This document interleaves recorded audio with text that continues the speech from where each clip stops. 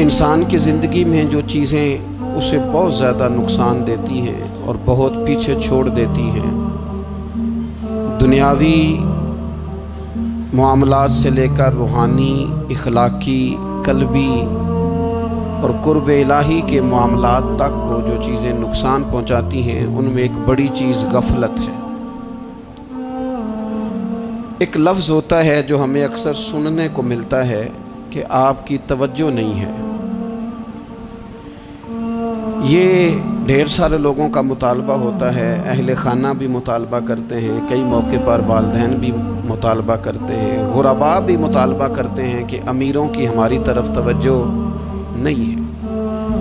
اور یہ بڑی لازمی سی بات ہے کہ کسی چیز پر جب توجہ رہتی ہے تو وہ چیز بہتر ہو جاتی ہے، اور جب عدم توجہی کا لوگ مظاہرہ کرتے ہیں تو وہ معاملہ خراب ہو جاتا ہے۔ یہ جو عدم توجہ ہے اسی کو غفلت کہتے ہیں، اور جب انسان کے مزاج پر غفلت طاری ہوتی ہے اور غفلت اس پر پوری طرح غلبہ کر لیتی ہے تو پھر اس کی زرخیز زمین کو وہ بنجر کرتی ہے۔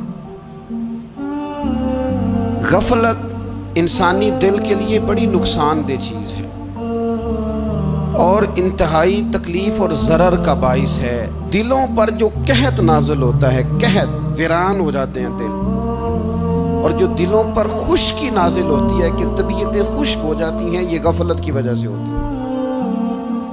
جو لوگ غافل ہو جاتے ہیں نا، اپنے معاملات کا دھیان نہیں رکھتے، دیکھیں نا، آپ کو کھانا کھاتے بھی غافل نہیں ہونا چاہیے۔ اگر کھانا بھی غیر معتدل کھا لیا جائے تو وہ انسان کی طبیعت کے لیے باعث ضرر بن جاتا ہے، نقصان کا باعث بنتا ہے۔ بات کرتے ہوئے بھی غافل نہیں ہونا چاہیے، کئی دفعہ جملے ایسے نکل جاتے ہیں جو انسان کے لیے پھر شرمندگی کا باعث بنتے ہیں۔ انسان کو غافل ہو کر کوئی کام نہیں کرنا چاہیے، غافل ہو کر، مدہوش اور بے ہوش ہو کر نہیں۔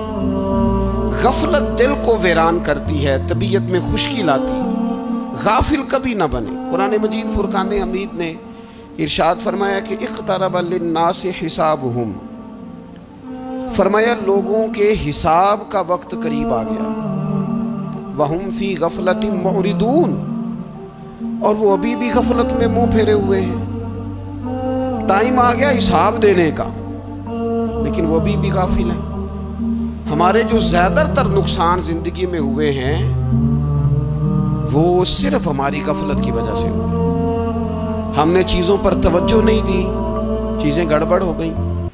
جس آدمی نے پھول لگائے ہوں، پھل لگائے ہوں، کھیتی لگائی ہو، وہ دانہ ڈال کے پانی دے کے فارغ نہیں ہو سکتا، اسے توجہ کرنی پڑتی ہے۔ اور کسی نے کہا تھا مالی جیندے ہون تو پھر بوٹے سوکھدے نہیں۔ اگر موجود ہونا ان کو سینچنے والا، رکھوالی کرنے والا، تو پھر ان کی جڑیں کبھی خشک نہیں ہوا کرتی۔ ہماری جو غفلتیں یہ بڑی ضرر کا باعث ہیں، نقصان کا باعث، اور مجبوری معاف ہوتی ہے، غفلت معاف نہیں ہوتی۔ اسکول میں پڑھتے تھے، مدرسے میں پڑھتے تھے، تو ایک مجبوری ہو گئی جی، خدا نہ خواستہ گھر میں کوئی پریشانی ہو گئی تو اساتذہ اس پر سزا نہیں دیتے۔ کوئی خوشی کا موقع ہے گھر میں، فیملی میں کسی کی شادی ہے، اساتذہ اس پر سزا نہیں دیتے۔ لیکن اگر کبھی پتہ چلتا تھا نا کہ یہ گھر سے تو آیا تھا لیکن مدرسے نہیں آیا، یہ اسکول نہیں آیا، رستے میں غافل ہو گیا، تو یہ بات خوفناک تھی۔ یہ قابل سزا جرم تھا کہ تو غافل ہو گیا اپنی پڑھائی سے، تو گھر سے آیا اور یہاں نہیں آیا۔ غفلت قابل سزا ہوتی ہے، مجبوری کی معافی ہوتی ہے۔ ہمارا آج کل جو مسئلہ ہے وہ غفلت کا ہے۔ ڈھیر سارے لوگ ہیں، سمجھدار بھی ہیں، سیانے بھی ہیں، معاملہ فہم بھی ہیں، باشعور بھی ہیں، تعلیم کی ڈگریاں بھی رکھتے ہیں، لیکن اگر ان کی زندگیوں کی تکلیفوں کو دیکھا جائے اور بے آباد روح کو دیکھا جائے اور سجدوں سے ان کی دوری کو دیکھا جائے تو ایک ہی بات سمجھ میں آتی ہے کہ پتہ سارا ہے لیکن لے ڈوبی ہے غفلت، توجہ نہیں کی۔ لائق بچہ بھی نالائق ترین زندگی گزارتا ہے، اس لیے کہ اس کے لائق ہونے کے ساتھ ساتھ اس کا توجہ کرنا بھی تو ضروری ہے نا۔ निरे लायक का क्या फायदा अगर वो मेहनती नहीं, अगर वो तवज्जो ही नहीं करता, अपना सबक ध्यान से सुनता पढ़ता ही नहीं, जितना मर्जी लायक हो पीछे रह जाएगा। और कई नालायक होते हैं, रट्टा लगा के पास होते हैं, पर चलो रट्टा तो लगाते हैं ना, मेहनत तो करते हैं ना, जद्दोजहद तो करते हैं। कई नालायक जद्दोजहद के बाइस आगे गुजर जाते हैं और कोई इसी चक्कर में रह जाते हैं, मैं बड़ा लायक हूँ, कल पढ़ लूँगा, परसों पढ़ लूँगा, हफ्ता तैयारी करके पास हो जाऊँगा। अपनी ज़िंदगी से गफलत का पर्दा उठाएं। और गफलत, उसके लिए फैसला करने की ज़रूरत होती है, प्लानिंग करने की नहीं, फैसला करने की ज़रूरत होती है कि मैंने अब गफलत करनी। हम ना जब भी कोई प्रोग्राम बनाते हैं तो मनसूबाबंदी शुरू करते हैं, मनसूबाबंदी ना करें, फैसला करें, कहें कि मैंने गाफिल नहीं होना। गफलत गर्क दुनिया का नाम है, अपने आप को गफलत से बचाएं। आप देखें हज़रत काब बिन मालिक रज़ी अल्लाह ताला अन्हु फरमाते हैं, बुखारी में मौजूद है, फरमाते हैं कि जंग में मैं पीछे रह गया था, मेरा ख्याल था कल चला जाऊंगा, घोड़े और सवारियां मेरे पास तेज़ हैं, मजबूत हैं, परसों चला जाऊंगा, तेज़ी से भाग के मैं पहुंच जाऊंगा, मैं काफिले के साथ शामिल हो जाऊंगा, लेकिन बस थोड़ी सुस्ती हो गई, ज़रा गफलत हो गई। आप फरमाते हैं जब सब लोग चले गए हुजूर अलैहिस्सलाम के साथ जिहाद में और मैं पीछे रह गया, तो फिर जब चंद दिन गुजर गए और महबूब के वापस आने का टाइम हो गया, तो अब मैं गौर करता समझता तो मुझे मदीने में यहाँ बुज़दिल लोग नज़र आते। और कौन नज़र आते? जो मुनाफिक थे। वो मुनाफिक बुज़दिल दिखाई देते, या मुझे औरतें और बच्चे दिखाई देते। मैं परेशान हुआ। हुजूर वापस आ गए। जिन्होंने बहाने किए थे ना मुनाफिकीन ने, ये मजबूरी थी इसलिए नहीं जिहाद पे गए, ये जिन्होंने बहाने किए थे उन्हें मिल गई माफ़ी। और मैंने सच बोला, मैंने कहा या रसूलल्लाह मैं गाफिल हो गया था। अब कहते हैं मैंने जब कहा ना हुजूर सुस्ती हो गई थी, ज़रा गफलत हो गई, तो बंदा महबूब से गाफिल हो जाए, बंदा वहीं से गाफिल हो जाए। जो दम गाफिल सो दम काफिर, सानू मुर्शद एहो पढ़ाया। जब कहा ना हुजूर वो गलती हो गई, कोई मजबूरी नहीं थी, तो फरमाते हैं बाकियों को माफ़ी मिल गई, मेरे साथ हुजूर नाराज़ हो गए। एक दिन नहीं, 2 दिन नहीं, 50 दिन हुजूर नाराज़ रहे। मदीने की गलियों ने मुझे पहचानना छोड़ दिया। दरो दीवार से मुझे यूँ लगता था कि मैं परदेसी हूँ। फरमाते हैं मैं मस्जिद में आता था, मैं जब महबूब को देखता तो हुजूर रुखे अनवर फेर लेते, और मुझे पता था जब मेरा चेहरा इधर उधर होता तो फिर करीम रहमत की नज़र फरमाते 50 दिन मुसलसल। फिर मुझे हुक्म हुआ कि बीवी भी भेज दो, मेके बच्चे भी भेज दो, नन्हाल यानी तन्हा रह जाओ। फरमाते हैं वो मैंने कैदे तन्हाई काटी, लेकिन शुक्र अल्लाह का ये है कि मैं सच्चा था, बस ज़रा भूल गया था, बस ज़रा गफलत हो गई थी। तो फरमाते हैं फिर अल्लाह तबारक व तआला ने मेरे ऊपर फजल ये फरमाया कि मेरी तौबा का ऐलान रब ने कुरान मजीद में फरमाया। तो गाफिल ना बने कभी भी। हमारा ना मसला ये है, और आपने नाराज नहीं होना। ढेर सारे लोग गाफिल हो जाते हैं, मालदार भी गाफिल हैं, साहिबाने इल्म भी इल्ला माशाअल्लाह बहुत सारी जगहों पे गाफिल हैं। जिन लोगों को 4 लोग जानने लग जाते हैं, कोई मकाम हासिल हो जाता है, वो भी बहुत सारी जगहों से गाफिल हो जाते हैं इल्ला माशाअल्लाह। गफलत बड़ी तकलीफ वाला मंजर है। जो लोग समझते हैं ना मैं अब गुड बुक में आ गया हूँ, अब मैं अच्छा हो गया हूँ, अब मेरे लिए खैर कहा जाता है, मुझे अच्छाई शायद ये मुस्तकिल मेरे साथ रहेगी, तारीफ ही होगी हमेशा, वो भी गाफिल हो जाते हैं। और ये गफलत ठीक नहीं होती। वजह देखनी चाहिए किस वजह से इंसान को वक़ार मिल रहा, इज्जत मिल रही। अपनी ज़िंदगी से गफलत को उतार फेंकें। थोड़ी देर की तो गफलत होती है, लंबी तो नहीं। 2 मिनट के लिए सिर्फ इसने ड्राइविंग करते हुए चेहरा मोबाइल की तरफ किया था, 2 ही तो मिनट लगे थे।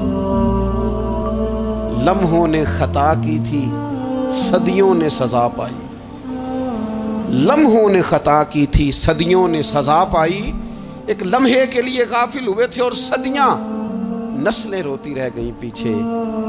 بچے تڑپتے رہ گئے، اہل خانہ پریشان رہ گئے، ماں باپ ساری زندگی روتے رہے، لیکن یہ 2 منٹ کے لیے یہ غفلت جو ہے یہ بڑی تکلیف والا معاملہ۔ اپنی زندگی سے غفلت کو اتارنا ہے، غافل نہیں بننا، ہر وقت توجہ اور ساری باتوں پہ توجہ۔ بعض اوقات لوگ ایک طرف توجہ کر کے ایک طرف سے غافل ہو جاتے ہیں، نہ، توجہ ہمہ پہلو رکھنی ہے۔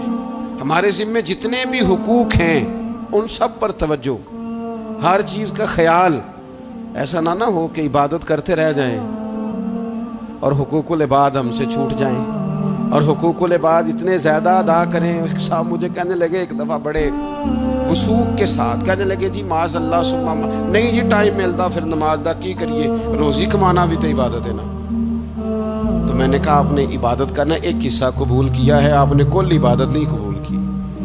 عبادت کل ہے، ہمہ پہلو، ایک حصہ آپ قبول کر کے نکل گئے اور باقی آپ نے چھوڑ دی۔ تو کسی ایک طرف سے بھی غافل نہیں ہونا، جتنی ذمہ داریاں ہیں، جتنی ڈیوٹیاں ہیں، ان سب کا خیال۔ اور جو بڑا آدمی ہوتا ہے، بڑا گھر میں بڑا ہو، قبیلے میں بڑا ہو، علاقے میں بڑا ہو، ادارے میں بڑا ہو، کلاس میں بڑا ہو، جو بڑا ہے اس کی تو ساری آنکھیں کھلی ہوئی ہونی چاہیے، ایک ایک پر اس کی نظر ہونی چاہیے کہ میری کہاں ضرورت ہے، کہاں مجھے اشک شوئی کرنی ہے، کس کے ساتھ میں نے کس طرح محبت کا رویہ رکھنا ہے، غافل نہ بنے۔ اچھا جی اب کیسے پتہ چلے گا کہ ہم غافل ہیں؟ یہ کیسے پتہ چلے گا؟ آپ کسی بندے سے بھی پوچھ لیں حالات کیا ہیں تو کہتا ہے اللہ کا شکر ہے کبھی کسی کا دل نہیں دکھایا، اللہ کا شکر ہے جی زمانہ ہو گیا 5 نمازیں پڑھتا، اللہ کا شکر ہے جی۔ کیسے پتہ چلے گا غافل ہے؟ پہلی علامت ہمارے علماء اور صوفیاء نے غافل بندے کی لکھی ہے۔ اس آئینے میں نے اور آپ نے اپنا آپ دیکھنا ہے۔ غافل بندے کی پہلی علامت یہ ہوتی ہے کہ وہ دنیاوی کاموں میں چست ہوتا ہے اور اللہ اور اس کے رسول کی فرما برداری میں سست ہوتا ہے۔ یعنی نماز کے وقت تو اسے نیند ستاتی ہے، پریشانی ہوتی ہے، لیکن اگر کسی جگہ مال مل رہا ہو، پیسے مل رہے ہوں، وہاں جانا ہو تو پھر اسے کوئی چیز بھی تنگ نہیں کر۔ دنیاوی کاموں میں چست ہوگا، یعنی ٹی وی کے آگے، موبائل کے آگے وہ گھنٹوں بیٹھا ہوا ہے، اور اگر اسے 25 منٹ قرآن پاک سننا پڑ جائے، اگر اسے 20 منٹ دینی محفل میں بیٹھنا پڑ جائے، اگر اسے کہا جائے کہ تو 20 رکعت نماز نفل ادا کر، دنیاوی کاموں میں چست ہے، دینی کاموں میں، یہ غفلت کی پہلی علامت۔ پھر ذاتی معاملات پہ پیسہ خرچ کرنا ہو تو ڈھیر سارا ہے، کسی غریب کی مدد کرنی ہو تو۔ وہ ہمارے ایک دوست ہیں، وہ اکثر کہا کرتے ہیں، وہ کہتے ہیں آج کل کسی سے کہنا فلائی کام میں، دینی کام میں، کسی کی مدد میں کچھ 4 پیسے خرچ کرنے ہیں تو لوگ کہتے ہیں ہاتھ تنگ ہے۔ ہاں کوئی سستا پلاٹ ملتا ہو نا، اور اگر یہ سمجھ آ جائے کہ وہ مجبور ہے بیچارہ بیچنے والا، تو پھر کہتے ہیں میں 2-3 دوستوں کو پھاڑ لے سام۔ ذاتی کاموں میں جب بندہ چست ہو اور دینی کاموں میں سست ہو تو مطلب یہ ہے کہ بندہ غافل ہے۔ پہلی علامت غفلت کی۔ اور غفلت کی دوسری نشانی یہ ہے کہ انسان گناہ کے کاموں کو معمولی سمجھنے لگ جاتا ہے، یہ غافل بندے کی نشانی ہے۔ گناہ کو معمولی سمجھتا ہے، چھوٹا سمجھتا ہے۔ آج کل لوگ کہتے نہیں میں کو اکیلا کر رہا ہوں، ساری دنیا ہی کرتی ہے۔ اور جناب کیا ہو گیا، اگر یہ غلطی ہو گئی تو بندے سے ہو ہی جاتا ہے۔ گناہ کو معمولی سمجھنا، چھوٹا سمجھنا اور کہنا پھر کیا ہو گیا ہے، انسان سے غلطی ہو جاتی ہے۔ آپ دیکھ لیں کہ سینکڑوں بیسیوں گناہوں کا بوجھ ہمارے سروں پہ ہوتا ہے، لیکن کوئی ہمارا دبدبہ ہے، کوئی ہماری گفتگو ہے، کوئی ہمارے جملوں میں خود پسندی ہے، کوئی ریاکاری ہے، کوئی تصنع۔ یہ غافل بندے کی علامت ہے۔ نبی اکرم صلی اللہ تعالی علیہ وآلہ وسلم نے فرمایا مومن اپنے گناہوں کو پہاڑ کی طرح سمجھتا ہے، یہ بخاری میں حدیث ہے۔ مومن پہاڑ کی طرح جانتا ہے اور وہ ڈرتا ہے کہ کہیں وہ پہاڑ اس کے اوپر گر نہ جائے، یعنی کہیں مجھے میرے گناہ کی سزا نہ مل جائے۔ چھوٹے گناہ کو بھی پہاڑ جانتا ہے، یار مجھ سے غلطی ہو گئی، مجھے ٹھیک کر لینی چاہیے، مجھے معافی لے لینی چاہیے، مجھے توبہ کر لینی چاہیے۔ مومن اپنے اوپر گناہ کو پہاڑ کی جانب سمجھتا ہے۔ اور حضور علیہ الصلوۃ والسلام فرماتے ہیں کہ یہ جو فاسق اور فاجر ہوتا ہے نا، اللہ کا نافرمان، یہ گناہ کو مکھی کی طرح سمجھتا ہے. یہ سمجھتا ہے میں نے اشارہ کرنا ہے مکھی نے اڑ جانا ہے. مومن کی علامت یہ ہے کہ وہ پہاڑ جانتا ہے اگر غلطی ہو جائے تو پہاڑ. امام اعظم ابو حنیفہ رحمۃ اللہ علیہ گزر رہے تھے تو بارش ہو گئی تھی اور کوفہ میں کیچڑ تھا. تو آپ نے جو جوتے پہنے ہوئے تھے ان جوتوں سے چلتے ہوئے نا آپ کے پاؤں سے کچھ مٹی اڑی. تو سامنے ایک یہودی تھا. اب اس زمانے میں دیواریں کچی ہوتی تھی. اس کے دیوار پر جا کے وہ مٹی جو تھی وہ لگ گئی.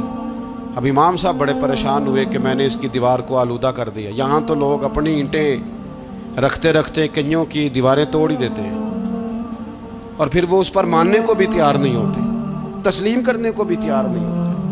وہ کہتے ہیں پھر کیا ہو گیا, اب ہمارا یہاں گھر ہے تو ہم نے ٹرالی منگوانی نہیں تھی, ہمارا حق بنتا تھا. امام صاحب کے پیروں سے ذرا کیچڑ اڑا, یہودی کی دیوار پہ لگا, اس کی کچی دیوار تھی. امام صاحب پریشان ہو گئے, سوچنے لگے کہ اگر میں دیوار سے یہ کیچڑ اتارتا نہیں تو یہ بھی زیادتی ہے, میں نے اس کی دیوار کو گدلا کر دیا. اور اگر میں اتارتا ہوں تو کچھ مٹی اس کی دیوار کی بھی اتر جائے گی, کچی دیوار ہے, یہ بھی زیادتی ہے. مومن گناہ کو پہاڑ کی طرح سمجھتا ہے کہ کہیں گر نہ جائے, اس کی بھی کہیں سزا نہ مل جائے.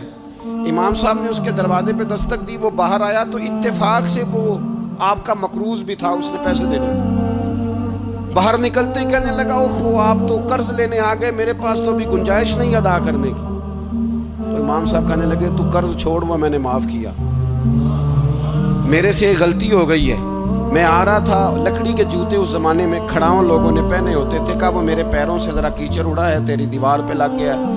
اب میں بڑی دیر سے کھڑا سوچ رہا ہوں کہ اگر میں تیری دیوار صاف نہ کروں تو میں نے یہ میلی کر دی, گدلی کر دی, یہ بھی بات درست نہیں ہے, زیادتی. اور اگر میں اسے صاف کرتا ہوں کچی دیوار سے کچھ مٹی اتر جائے گی تو یہ بھی زیادتی ہے. اب تو بتا میں کیا کروں. تو بے موسمہ پھل تھا نا یہ, تو بے موسمہ پھل دیکھ کے بندہ حیران ہو جاتا ہے. جو باتیں روٹین میں نہ ہو رہی ہوں وہ ذرا انوکھی لگتی ہے, بندہ حیران ہو گیا. غور سے امام صاحب کا چہرہ دیکھنے لگا, غور سے چہرہ دیکھنے لگا. اور پھر تھوڑی دیر سوچنے کے بعد کہنے لگا حضور پہلے میں نے دین اسلام کے بارے میں پڑھا اور سنا تھا, آج میں نے دین دیکھا ہے. پہلے میں نے سنا تھا کہ دین اسلام اس طرح کا ہے, آج میں نے دین. ہم نہ پوری دنیا کے کافروں کو دین سنانا چاہتے ہیں, دکھانا نہیں چاہتے. ہم نیک نظر آنا چاہتے ہیں, نیک بننا نہیں چاہتے. ہم نیک نظر آنا چاہتے.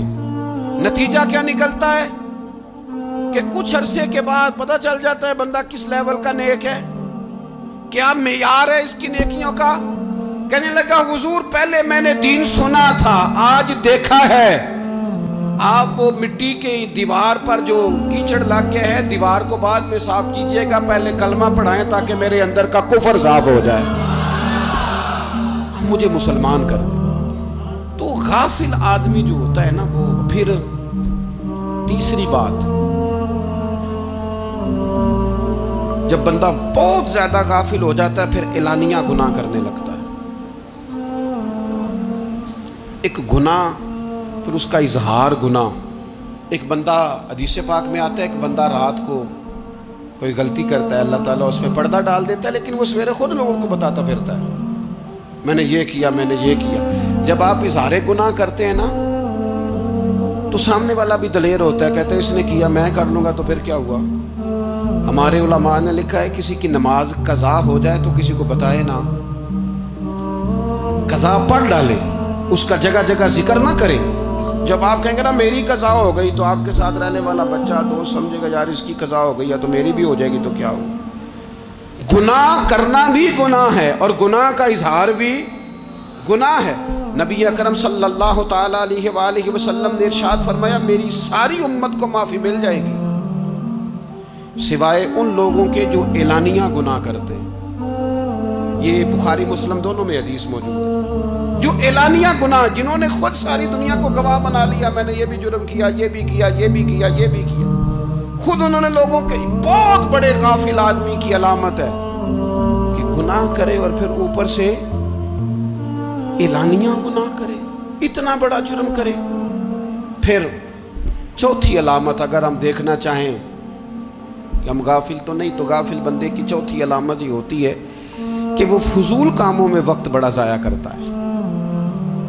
فضولیات میں ادھر بیٹھے ہیں ادھر بیٹھے ہیں، یہاں گپ شپ ہو رہی ہے، وہاں موبائل دیکھا جا رہا ہے، پھر کچھ ٹائم ملا ہے تو پھر کہیں دور دراز کسی ہوٹل پہ کھانا کھانے چلے گئے، پھر کچھ ٹائم ملا تو چلو نکلتے ہیں ذرا کوئی ہفتہ سیر کر آتے ہیں، یہاں گپ شپ ہے، فلاں کو ڈسکس کر لیتے ہیں، فلاں کے بارے میں بات کر لیتے ہیں، سیاسی تبصرے کر لیتے ہیں، یہ تھوڑی گفتگو ہو جاتی، چلے محلے داروں پہ تبصرہ شروع کرتے ہیں، کون روٹی زیادہ کھا رہا ہے اور کس کے پاس پیسے زیادہ آ گئے، چلو جا کے پتہ کرتے ہیں. حالانکہ یہ پتہ نہیں کرنا چاہیے تھا، پتہ تو اس کا کرنا چاہیے تھا جو بیچارہ کل سے بھوکا ہے. خبر تو اس کی رکھنی چاہیے تھی جس بیچارے کے گھر میں بچوں کے لیے پہننے کو کپڑے موجود نہیں ہیں.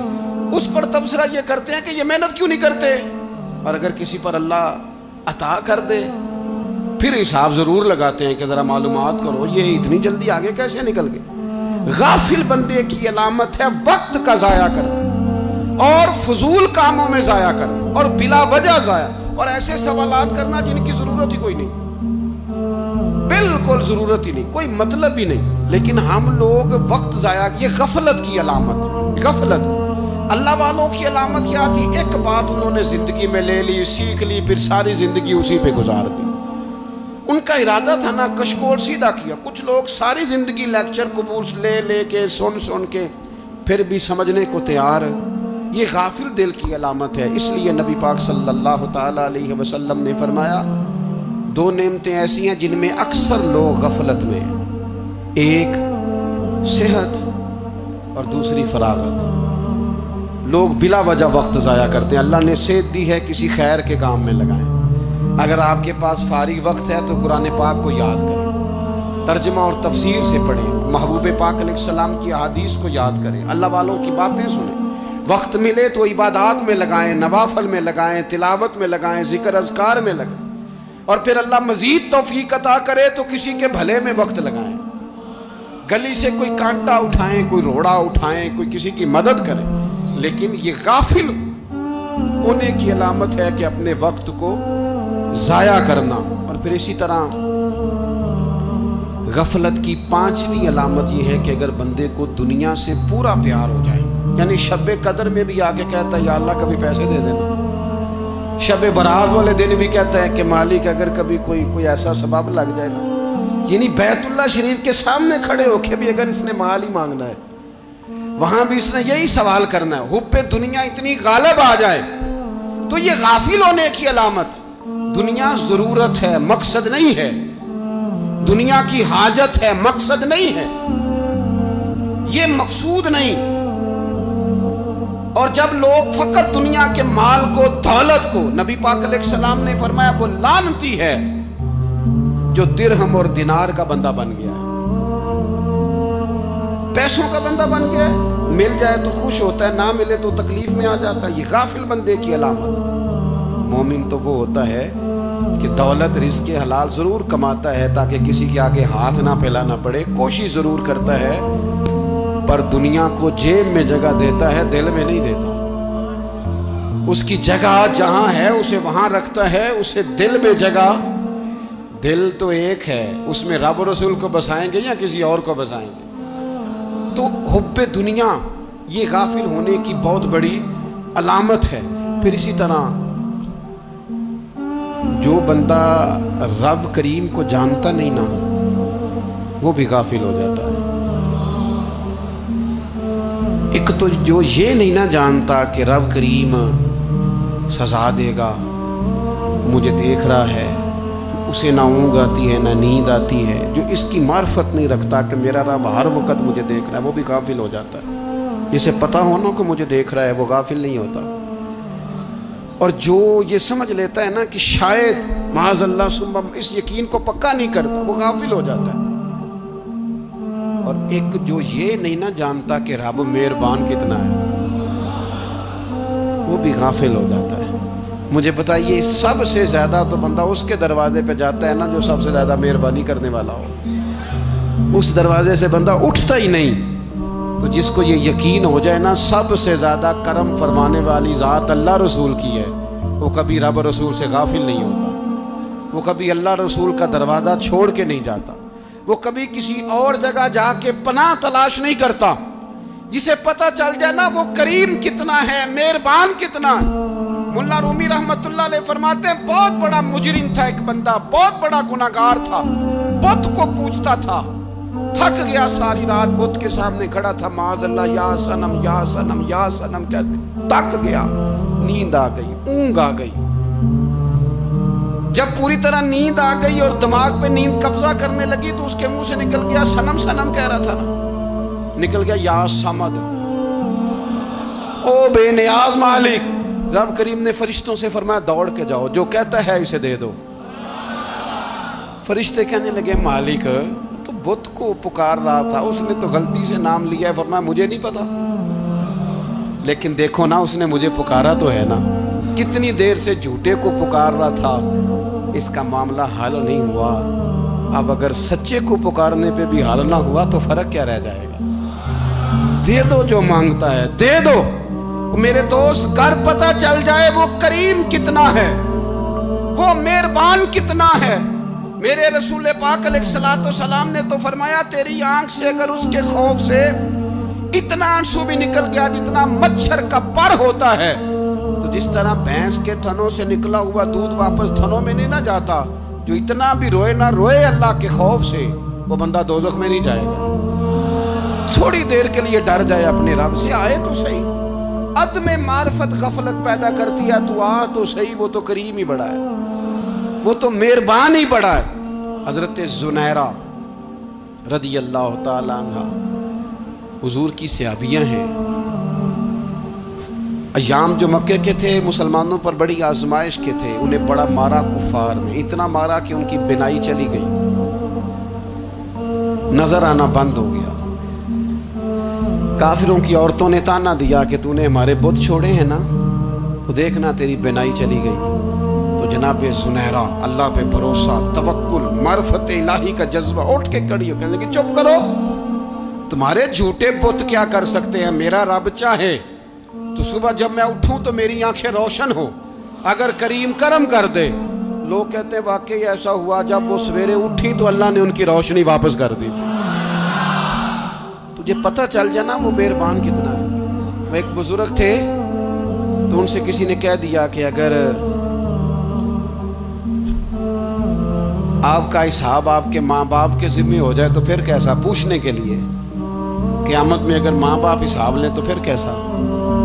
بڑے سیانے لوگ تھے جو دل والے تھے، کہنے لگے نہیں، رب کریم ہی ٹھیک ہے، اس لیے کہ وہ ماں باپ سے کہیں بڑھ کر پیار کرنے والا ہے۔ اگر یہ معرفت مل جائے وہ کریم کتنا ہے۔ اور جب بندہ پوری طرح اس کی بارگاہ میں آ کے تڑپ جاتا ہے نا، مولا میں جاؤں کدھر، تیرا دروازہ چھوڑ کے جاؤں کدھر۔ اقبال کہتے ہیں وہ ایک سجدہ جسے تو گراں سمجھتا ہے، 1000 سجدوں سے دیتا ہے آدمی کو نجات۔ تجھے جگہ جگہ جھکنا نہیں پڑے گا اگر تو صحیح معنوں میں اپنے رب کی بارگاہ میں جھک جائے۔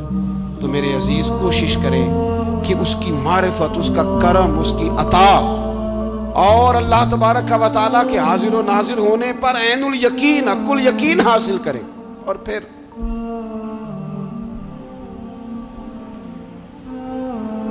آٹھویں بات یہ ہے کہ غافل لوگوں کی صحبت بھی بندے کو غافل کر دیتی ہے۔ غافلوں کی صحبت میں نہ بیٹھیں، ان کی صحبت میں بیٹھیں جن کے پاس بیٹھنے سے دل میں رب رسول کی محبت پیدا ہوتی ہے۔ غافلوں سے بچیں۔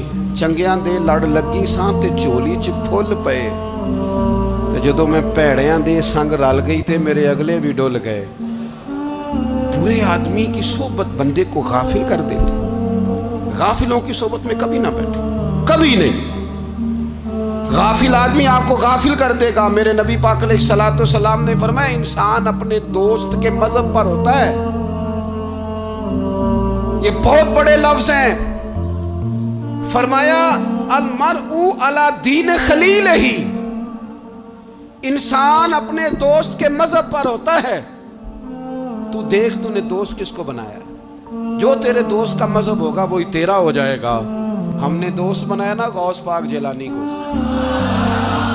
ہم نے یاری لگائی ہے نا داتا علی اجمیری سے، ہماری نسبت ہے نا معین الدین اجمیری سے، ہمارا تعلق ہے نا بہاؤالدین زکریا ملتانی سے، ہمارا رشتہ ہے نا حضرت مجدد الفسانی سے، ہم ماننے والے ہیں نا اعلیٰ حضرت بریلوی کے، ہمارا تعلق ہے کبھی جماعت علی سے کبھی مہر علی سے، ہمارا ان سے تعلق ہے تو صبح شام ہماری زبان پہ رہتا ہے بالغ العلا بکمالہ کشفت دجا بجمالہ حسنت جمیع خصالہ صلو علیہ وآلہ۔ ان سے تعلق جڑا ہے نا تو کئی دفعہ تنہائیاں تڑپا دیتی ہیں اور تڑپ کے کہتے ہیں آج سکھ متران دی ودیری، آج سکھ متران دی، سکھ کہتے ہیں اڈیق کو، متر کہتے ہیں محبوب کو، آج سکھ متران دی ودھیری ہے، کیوں دلڑی اداس گھنیری ہے، لوں لوں وچ شوق چنگیری ہے، اج نینا لائیاں کیوں جھڑیاں، سبحان اللہ سبحان اللہ سبحان اللہ۔ پہلے کہتے ہیں سکھ متران دی ودھیری ہے یعنی اداس ہوں، پھر حضور کے جلووں پہ نظر کرتے ہیں، کہتے ہیں سبحان اللہ سبحان اللہ، ماں اجمل کا ماں احسن کا ماں اکمل کا، اور پھر فوراً کہنے لگے او کتھے مہر علی، او کتھے مہر علی، کتھے مہر علی تے کتھے تیری سنا، اب ایکھو مشتاق اکھیں کتھے جاڑیاں، بلغ العلا بے کمال کشفت دجا بے، اور میرے اعلیٰ حضرت کہنے لگے سرور کہوں کہ مالک و مولا کہوں، باغ خلیل کا گلے زیبا کہوں تجھے، تیرے تو وصف عیب تناہی سے ہیں بری، حیران ہوں میرے شاہ میں کیا کیا کہوں تو۔ غافل آدمی کی علامت ہے برے لوگوں کی صحبت میں، خبردار ان کے پاس نہ بیٹھنا جن کے پاس بیٹھنے سے تمہارے دلوں میں اولیاء اللہ اللہ کے بندوں کی عداوت پیدا ہو، خبردار خبردار ان کے پاس نہ بیٹھنا جن کے پاس بیٹھنے سے تمہارے دلوں میں حضور کی اولاد پاک کے بارے میں شک پیدا ہو، خبردار اس شخص کے پاس نہ بیٹھنا جو امام حسین ابن علی کے بارے میں کوئی کمزور بات کرتا ہو، بچنا، خبردار اس سے بچنا جو حضور کے صحابہ کے بارے میں بات کرے، بچنا بچنا اس سے، جو سیدنا ابو بکر صدیق کے بارے میں کوئی، دیکھو کیا مقدر ہے صدیق و فاروق کے، جن کے گھر ہی رحمتوں کے خزینے میں، بھلا کیا کہا نبی پاک، حضور نے فرمایا میرے اوپر جس نے نیکی کی تھی بدلہ دے دیا ہے، یہ جو میرے ابو بکر صدیق ہے نا، ان کو میں اللہ کی بارگاہ میں لے جاؤں گا، کہوں گا مالک تو ہی بدلہ عطا فرما۔ ایک ہاتھ میں جناب صدیق کا ہاتھ پکڑا، ایک میں حضرت عمر کا ہاتھ پکڑا، اور حضور مسجد نبوی سے باہر آ رہے ہیں، دیکھنے والے کی زبان سے بے ساختہ سبحان اللہ نکل گیا، کیا شان ہے کیا مقدر ہے۔ تو حضور علیہ السلام رک گئے، روک کے فرمایا تو حیران ہو رہا ہے نا، تو حیران ہو رہا ہے نا کہ میں نے ایک ہاتھ میں ابو بکر کو پکڑا ہے، ایک میں عمر کو پکڑا ہے، فرمایا قیامت میں جب میری قبر کھلے گی تو میں اسی طرح قبر سے نکلوں گا، اس طرح میدان محشر میں آؤں گا، خبردار حضور کے وفاداروں کے وفادار رہنا، ان کے وفادار رہنا، ان کے وفادار رہنا۔ بڑا عجیب دور آیا ہے، ہم نے یہ دور دیکھا ہے کہ لوگ حضور کے صحابہ کے بارے میں بھی بات کریں گے، اب نبی پاک کی اولاد پاک کے بارے کو بھی ڈسکس کیا جائے گا۔ اپنا منہ تو دیکھ، اپنی حیثیت دیکھ، اور پھر وہ بندے دیکھ جن کو اللہ نے چن کے اپنے محبوب کی غلامی کے لیے حضور کے قریب بٹھایا ہے۔ تو بچنا ایسے لوگوں سے، پرہیز کرنا، خبردار عقیدہ ستھرا رکھنا، عقیدہ ستھرا رکھنا، صاف رہنا، پاکیزہ رہنا، غافلوں کی صحبت سے بچنا۔ بڑا ڈرتے ہیں اللہ سے، دعائیں مانگتے ہیں، یا اللہ نسلوں میں بھی وہی بندے پیدا فرما جو عقیدے پکے رکھنے والے ہیں، وہ بندے پیدا فرما ہماری نسلوں میں۔ ایک وہ بندہ بھی غافل ہو جاتا ہے جو امیدیں لمبی لگا لیتا ہے، جن کے منصوبوں میں دولت بھی ہوتی ہے، گھر بھی ہوتا ہے، اولاد کا بڑا ہونا بھی ہوتا ہے، پوتے پوتیاں نواسے نواسیاں دیکھنا بھی ہوتا ہے، یہاں بھی گھر وہاں بھی گھر، یہ سیر، یہ سارا کچھ ہوتا ہے، لیکن رب کی بارگاہ میں پیش ہونا جن کے پیش نظر نہیں ہوتا۔ لمبی امیدیں۔ حضرت مولا علی شیر خدا فرمایا کرتے تھے، میں تم پر دو باتوں کا خوف کھاتا ہوں جو ڈر آتا ہے، ایک یہ کہ تم خواہش کی پیروی کرو گے، جو نفس کی خواہش ہوگی اس کے پیچھے لگ جاؤ گے، اور ایک تم لمبی لمبی امیدیں باندھو گے، اتنے سال جینا ہے، اتنے 100 سال جینا ہے، یہ کرنا ہے وہ کرنا ہے۔ منصوبہ بندی کریں مستقبل کے لیے، وہ بری نہیں، لیکن تیاری رکھیں، تیاری رکھیں، اس بات کا بھی خیال رکھیں کہ اللہ کی بارگاہ میں حاضر ہونا۔ یہ غفلت کی چیزیں ہیں جو بندے کو غافل کر دیتی ہیں۔ جو لوگ اللہ کا ذکر نہیں کرتے وہ بھی غافل ہو جاتے ہیں، اور جو فضول باتیں زیادہ کرتے ہیں نا، ہنستے زیادہ ہیں۔ فَلْيَضْحَكُوا قَلِيلًا وَلْيَبْكُوا كَثِيرًا، قرآن کہتا ہے زیادہ رویا کرو، کم ہنسا کرو۔ نبی پاک علیہ الصلوۃ والسلام سے پوچھا تھا حضرت عقبہ بن عامر نے کہ یا رسول اللہ نجات کس چیز میں ہے؟ تو نبی پاک علیہ الصلوۃ والسلام نے فرمایا ایک تو اپنی زبان قابو میں رکھو، دوسرا فرمایا اپنے گھر میں ٹھہرے رہو، تمہارا گھر تمہارے لیے کافی ہو، فضول نہ نکلو گھر سے، اور تیسرا فرمایا اپنی خطاؤں پہ رویا کرو۔ کثرت کلام اور فضول کلام اور بلا وجہ بندے کو غافل کرتا ہے، دل کو سخت کرتا ہے۔ یہ چند چیزیں ہیں جو انسان کو غفلت میں ڈالتی ہیں۔ اپنے آپ کو ان چیزوں سے بچائیں اور غفلت کو توڑیں۔ آپ کے ذمے میرے ذمے جو حقوق و لباد ہیں ان کا پتہ کریں، جو اللہ رسول کے حقوق ہیں ان کی خبر دیکھیں، ہماری جو ذمہ داریاں ہیں ہم کس طرح انجام دے رہے ہیں اس پر توجہ کریں، اپنے معاملات کو ٹھیک کریں۔ ہم انسان ہیں، کوتاہیاں تو رہ جائیں گی، لیکن جب کوشش کریں گے تو پھر رب تعالیٰ مدد بھی فرمائے گا۔ ایک بات اور کرنی ہے، ایک تو میں نے عرض کیا غفلت کو توڑنا، ایک دوسری بات قرآن مجید کا ایک سبق اور، جب غفلت توڑنی ہے تو پھر لازمی طور پر ایک کام کرنا پڑے گا۔ میں نے یہ عرض کیا تھا کہ پلاننگ نہیں کرنی، فیصلہ کرنا ہے، تو فیصلہ کرنا ہے تو کرنا کیا ہے؟ پھر قرآن حکیم نے سورہ بقرہ میں کہا فَاسْتَبِقُوا الْخَيْرَاتِ، یعنی تم نیکیوں کی طرف دوڑو، جلدی جلدی نیکیاں کرو، فٹافٹ، دیر نہ کرو۔ فٹافٹ سے مراد یہ نہیں کہ نیکی جلدی جلدی کر جاؤ، یعنی ٹال مٹول نہ کرو خیر کے کام میں، کل کریں گے پرسوں کریں گے، عمرہ کر رہے ہیں پھر نیکی ہیں، حج کر رہے ہیں پھر نیکی ہیں، بچے بیال ہوں پھر میں نیک ہوں، یہ تھوڑا سا یہ کام ٹال مٹ۔ فَاسْتَبِقُوا الْخَيْرَاتِ، نیکیوں کی طرف دوڑو، جلدی کرو، بھاگو۔ نبی پاک صلی اللہ تعالیٰ علیہ وسلم نے فرمایا 5 چیزوں کو 5 چیزوں سے پہلے غنیمت جانو۔ حضور علیہ الصلوۃ والسلام فرمانے لگے ایک تو تم جوانی کو نہ بڑھاپا آنے سے پہلے پہلے غنیمت سمجھ لو۔ نبی کریم صلی اللہ تعالیٰ علیہ وآلہ وسلم ارشاد فرمانے لگے کہ اپنی صحت کو غنیمت جان لو، بیماری آنے سے پہلے پہلے۔ پھر حضور علیہ الصلوۃ والسلام فرمانے لگے اگر اللہ نے تمہیں مال دیا ہے، وسعت دی ہے، تو نیکی کر لو، خرچ کر لو اللہ کے راستے۔ خدا نہ خواستہ تم پر غریبی آ جائے۔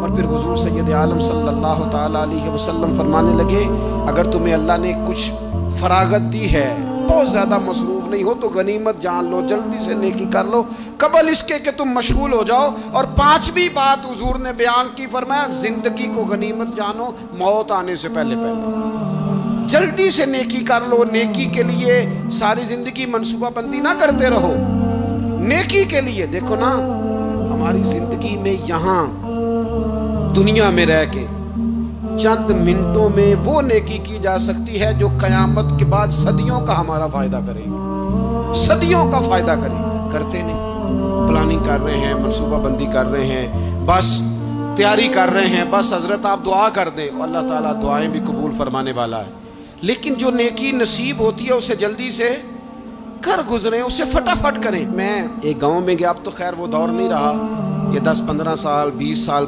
پہلے نا جو نوجوانوں کی مصروفیات ہوتی تھیں ان میں سے ایک مصروفیت یہ ہوتی تھی کہ گندم لے کے چکی پہ جانا ہے، آٹا پسوا کے لانا ہے۔ یہ ایک بڑی، چونکہ سبھی گھروں کے اندر سال کے لیے گندم سٹاک کر لی جاتی تھی، تو گندم لے کے جانا یہ ایک ڈیوٹی ہوتی تھی۔ ایک نوجوان ایک گاؤں میں، اس کی مجھے تعریف سننے کو ملی، تو ایک بوڑھی اماں کہنے لگی اتے بڑا نصیباں والا ہے، سارے دا آٹا پیا لے ہوتا ہے۔ اور آتے جاتے پوچھ لیتا ہے کہ اماں کوئی کہنے لگی میرے بچے باہر ہوتے ہیں، یہ مجھے دوائی بھی لا دیتا ہے شوگر کی، میں مریضہ ہوں۔ یعنی خیر جتنی ہو سکے، جتنی۔ میرے ایک سنگی ہیں تو سڑک پہ کوئی بندہ کھڑا ہوتا ہے نا، اللہ تعالیٰ انہیں سلامت رکھے، بندہ کھڑا ہوتا ہے تو کہتے ہیں میں اس سے پوچھ لیتا ہوں بابا جی کدھر جانا ہے، فلانی جگہ جانا ہے، تو کہتے ہیں میں موٹر سائیکل پہ بٹھا لیتا ہوں۔ بندہ دیکھ کے مجھے سمجھ آ جاتی ہے ضرورت مند ہے، کوئی چور نہیں، کوئی ڈاکو نہیں، ضرورت مند ہے، میں اسے منزل تک نیکی جتنی میسر آئے، جس حد تک میسر آئے۔ کیا کہا ہمارے نبی پاک علیہ السلام؟ حضور نے ہم سے فرمایا کچھ نہ ہو سکے تو بات ہی مسکرا کے کر لینا، اس پر ہی اللہ صدقے کا ثواب عطا کرے۔ فاستبقوا الخیرات، جلدی سے نیکی کر لو، اپنے نامہ اعمال میں روز نیکیاں جمع کرو، کوئی نہ کوئی خیر کا کام روز کرو اور جلدی سے کرو۔ صحیح مسلم میں حدیث ہے، نبی پاک صلی اللہ تعالی علیہ وسلم فرمانے لگے جلدی جلدی نیکی کے کام کر لو ان فتنوں سے پہلے جو اندھیری رات کے حصوں کی طرح فتنے ہوں گے۔ فرمایا اس وقت حال یہ ہوگا کہ آدمی صبح مومن ہوگا، شام کو کافر ہو جائے گا، شام کو مومن ہوگا تو صبح کافر ہو جائے گا۔ اور فرمایا لوگ دنیا کے بدلے اپنا دین تک بیچ ڈالیں گے۔ معاذ اللہ جھوٹی قسمیں نہیں کھائی جاتی، جھوٹا قرآن مجید نہیں لوگ اٹھا لیتے، لوگ دنیا کے لیے دین بیچ ڈالیں گے۔ اس سے پہلے جب فتنے اتنے زیادہ ہو جائیں، اس سے پہلے نیکی کر لو، کوئی خیر کا کام کر لو، جلدی سے کچھ ایسا کر لو۔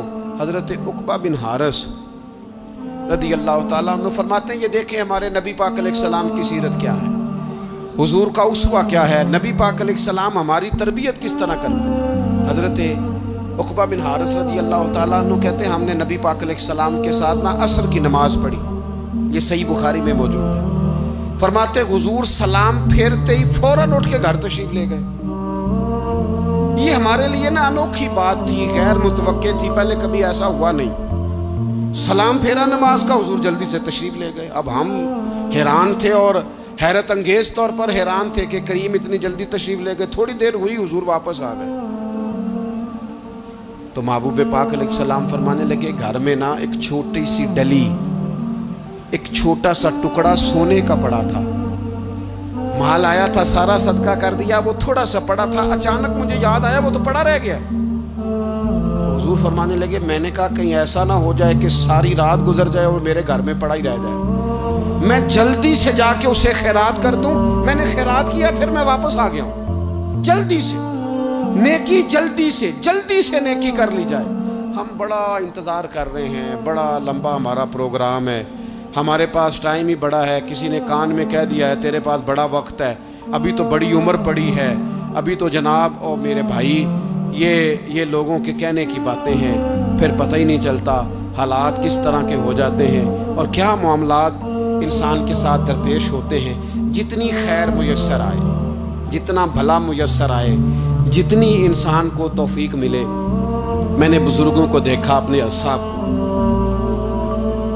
پہلے وہ خدام سے کہتے کہ میں سونے لگا ہوں اور پابند کرتے لوگوں کو کہ فلاں وقت، بزرگوں کو میں نے دیکھا اپنے، وہ پابند کرتے لوگوں کو کہ فلاں وقت میں موجود ہوں گا آنا، خود پابند فرماتے۔ اور پھر جب بیدار ہوتے نا تو سب سے پہلے خدام کو بلا کے پوچھتے کوئی مہمان تو نہیں آیا؟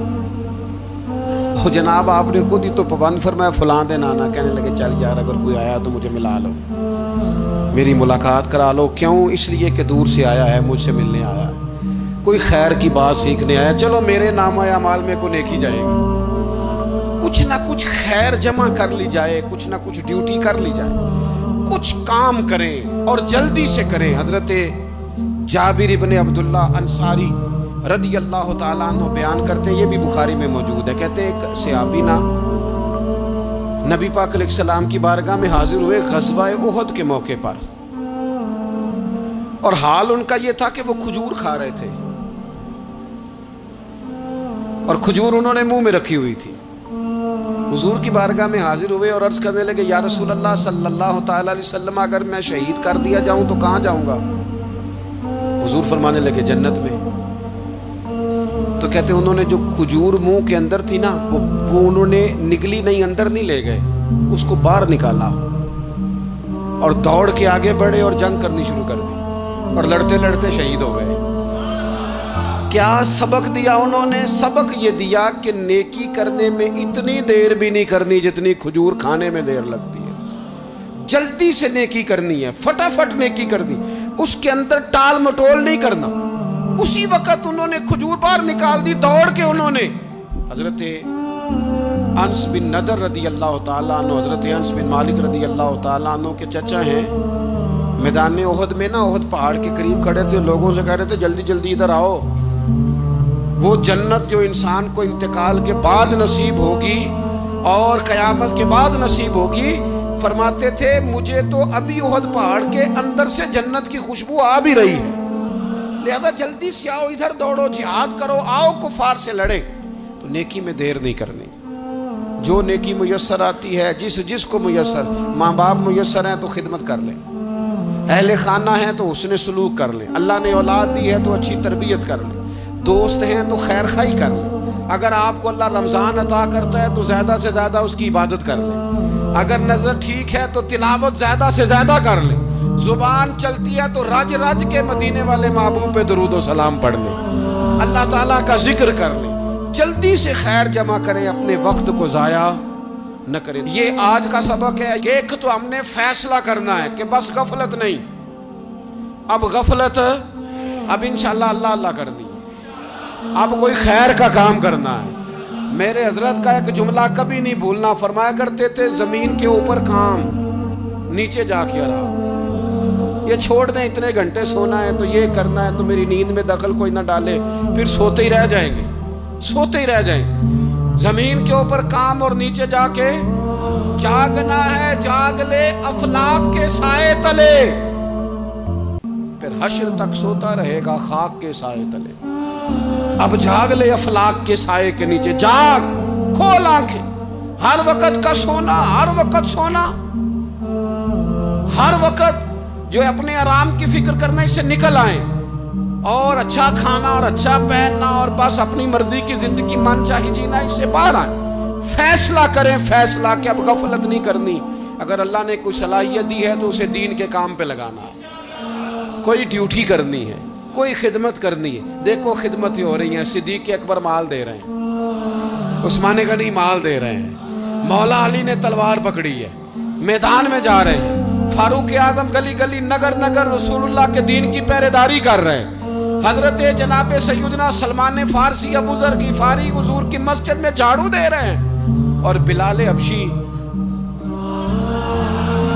وہ نبی پاک کی مسجد میں اذان پڑھتے پڑھتے رب نے اتنا عروج فرمایا کہ کعبے کی چھت پہ کھڑے ہو کے بھی اذان پڑھنی شروع، انہوں نے اذان دے دی۔ تو کوئی کام کرنا ہے، غفلت کو توڑنا ہے اور نیکی کرنی ہے، ذرا جلدی جلدی خیر کا کام کرنا ہے، نہیں ایسے نہیں، فٹافٹ۔ کیسے جی؟ فٹافٹ۔ تو فٹافٹ کام کریں خیر کا، جلدی جلدی۔ تو یہ خیر کا کام فٹافٹ، جلدی جلدی اور بڑی جلدی اور دوڑ دھوپ کے، اور جب آپ کرتے جائیں گے نا تو پھر اللہ تعالیٰ مواقع بناتا جائے گا۔ آپ سے میری اپیل ہے، بالخصوص میرے ساتھ جو وابستہ سنگی ہیں، جو پیار کرنے والے ہیں، دو باتیں آج آپ نے لے کے جانی ہیں گھر۔ یہی لنگر ہے، یہی آپ کے لیے دعا ہے، یہی ہمارے بزرگوں کا فیض ہے، یہی نصیحت ہے کہ آپ نے دو باتیں لے کے جانی ہیں۔ غفلت توڑ دینی ہے، فیصلہ کرنا ہے کہ آج کے بعد غافل نہیں ہونا، اور دوسری یہ بات لے کے جانی ہے کہ نیکی جلدی جلدی، فٹافٹ فیصلہ، فٹافٹ نیکی، ایک کر کے پھر انشاءاللہ دوسری کر کے پھر انشاءاللہ تیسری کر کے پھر انشاءاللہ چوتھی، یہ شروع کرنی ہے، اور آپ دیکھیں گے اللہ تعالیٰ مہربانی فرمائے گا، مدد کرے گا۔